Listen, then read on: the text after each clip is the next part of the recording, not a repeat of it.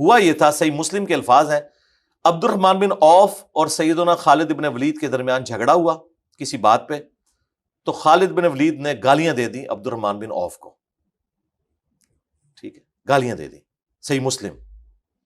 اچھا، تو نبی علیہ السلام کو شکایت کی خالد بن ولید کی، صحیح مسلم میں ہے، جی صحیح مسلم میں، جی صحیح مسلم کے اندر یہ حدیث موجود ہے، صحابہ کرام کے فضائل کے چیپٹر میں، سعد ابن ابی وقاص کے فضائل کے چیپٹر میں، اور یہ عبد الرحمن بن عوف کے فضائل کے بخاری چیپٹر میں نہیں، بخاری میں بھی اس کا کچھ حصہ موجود ہے، یہ گالیاں والا، جی اس میں آدھا حصہ ہے، وہ میں آپ کو پوری حدیث بتا رہا ہوں، جس طرح کچھ چیز بخاری میں آتی ہے، باقی مسلم میں، کچھ حصہ قرآن میں آیا ہوتا ہے، باقی بخاری میں، یہ پورا بخاری مسلم کے حوالے کے بعد تو پھر گنجائش نہیں رہتی، اہل سنت تو ظاہر ہے ان بنیادی کتابوں کو مانتے ہیں قرآن کے بعد۔ تو جب انہوں نے عبد الرحمن بن عوف نے شکایت کی تو نبی علیہ السلام نے حضرت خالد بن ولید کو بلا کے ڈانٹا اور کہا میرے صحابہ کو گالی مت دو، تم اب احد پہاڑ کے برابر سونا بھی خیرات کر دو۔ یہ وہ آدھی حدیث ہے جو آپ کو مولویوں نے اور مفتیوں نے بتائی تھی، اسی تو ہم ان ڈگریوں سے اختلاف کرتے ہیں کہ آپ کو جعلی باتیں بتاتے ہیں۔ یہ خالد ابن ولید کو نبی علیہ السلام نے کہا تھا کہ تم اب احد پہاڑ کے برابر سونا بھی خیرات کر دو، میرے عبد الرحمن بن عوف نے ایک مد بلکہ اس کا آدھا گندم جو دی ہے، ایک پاؤ گندم، اس کے برابر ثواب نہیں ہو سکتا۔ احد پہاڑ 7 میل کے اوپر پھیلا ہوا چٹیل پہاڑ ہے، وہ سونا ہونا تو عبد الرحمن بن عوف اتنی سی گندم کرے نا خالد، تمہارا وہ سونا اس کو نہیں پہنچ سکتا، ٹھیک ہے۔ یہ میں نے بیان کیا تھا کہ دیکھیں صحابی تو عبد الرحمن بن عوف بھی تھے اور خالد ابن ولید بھی تھے، لیکن خالد ابن ولید کو نبی علیہ السلام کیا کہہ رہے ہیں؟ تم میرے صحابہ کو گالی مت دو، ہونا چاہیے تھا کہ تم اپنے ساتھیوں کو نہ دو، میرے صحابہ ان کے ساتھ کہہ دیا اور ان کو الگ کیا۔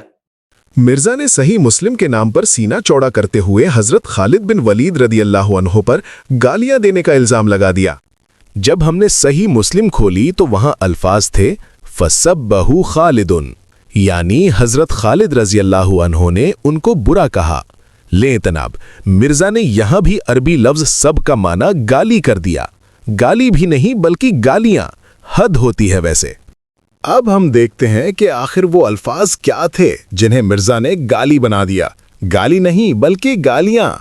مسند احمد 13848 میں تفصیل موجود ہے کہ حضرت خالد رضی اللہ عنہ نے حضرت ابن عوف رضی اللہ عنہ سے کہیں فرما دیا تھا کہ آپ لوگ ہم پر ان ایام کی وجہ سے لمبے ہونا چاہتے ہیں جن میں آپ ہم پر اسلام لانے میں سبقت لے گئے۔ بس اتنی سی بات تھی جسے مرزا نے گالیاں بنا دیا۔ اندازہ لگائیے کہ مرزا کتنا بڑا کذاب ہے۔ ہمیں تو لگتا ہے مرزا کا آخرت کے دن پر ایمان ہی نہیں ہے، ورنہ جس کا آخرت پر ایمان ہو وہ اتنے بڑے بڑے جھوٹ کہاں بول سکتا ہے۔ مرزا کے اس انٹرنیشنل جھوٹ کے بعد اب آگے چلیے۔ مرزا نے علماء پر جعلی باتوں کا الزام لگاتے ہوئے کہا کہ یہ آدھی روایت بیان کرتے ہیں، کیونکہ یہ تو خالد بن ولید کو کہا گیا تھا کہ میرے صحابہ کو برا مت کہو، اور ساتھ ہی انگلی کے اشارے سے بتایا کہ خالد بن ولید کو مخاطب کر کے الگ کیا اور عبد الرحمن بن عوف کو اپنے ساتھ ملایا۔ اب مرزا جیسے کذاب کو تخصیص اور عموم کے قاعدے کون سمجھائے؟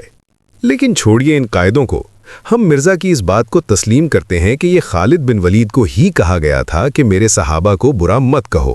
بالکل ٹھیک۔ اب مرزا جو نبی صلی اللہ علیہ وسلم کا یہ فرمان سناتا ہے کہ فاطمہ میرے جگر کا ٹکڑا ہے، جس نے اسے تکلیف پہنچائی گویا اس نے مجھے تکلیف پہنچائی، سوال یہ ہے کہ مرزا نے یہ پوری روایت پڑھ کر کبھی نہیں سنائی کہ نبی کریم صلی اللہ علیہ وسلم نے کس وجہ سے یہ فرمایا تھا۔ صحیح بخاری 3729 میں ہے کہ یہ بات نبی صلی اللہ علیہ وسلم نے اس وقت فرمائی تھی جب حضرت علی رضی اللہ عنہ نے ابو جہل کی بیٹی سے نکاح کا ارادہ کیا اور حضرت فاطمہ رضی اللہ عنہا نے ان کی شکایت کی۔ اب فرقہ جہلمیہ کے اصول وہی رہیں گے یا بدل جائیں گے؟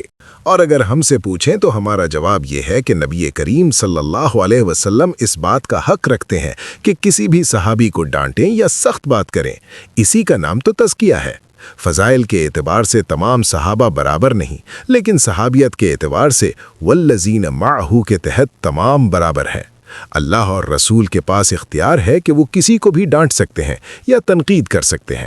صحابہ بھی ایک دوسرے پر تنقید کرنے کا حق رکھتے ہیں، لیکن تمہیں یہ اختیار کس نے دیا کہ قدسیوں کی اس جماعت کے درمیان جج بن کر اپنی زبان کھولو؟ लेकिन उसके बावजूद भी अगर किसी को शौक है कि वो सब का मतलब गाली ही करना चाहता है तो फिर अपना शौक पूरा कर ले। सही बुखारी 4033 में है कि फस्तब्बा अलीयुन व अब्बासुन, यानी हजरत अली और अब्बास रजी अल्लाह अन्हुमा ने एक दूसरे पर सब किया। अब यहाँ आपकी डिक्शनरी में कहीं अगरचे, मगरचे, चूंकि, चुनांचे तो नहीं लग जाएगा।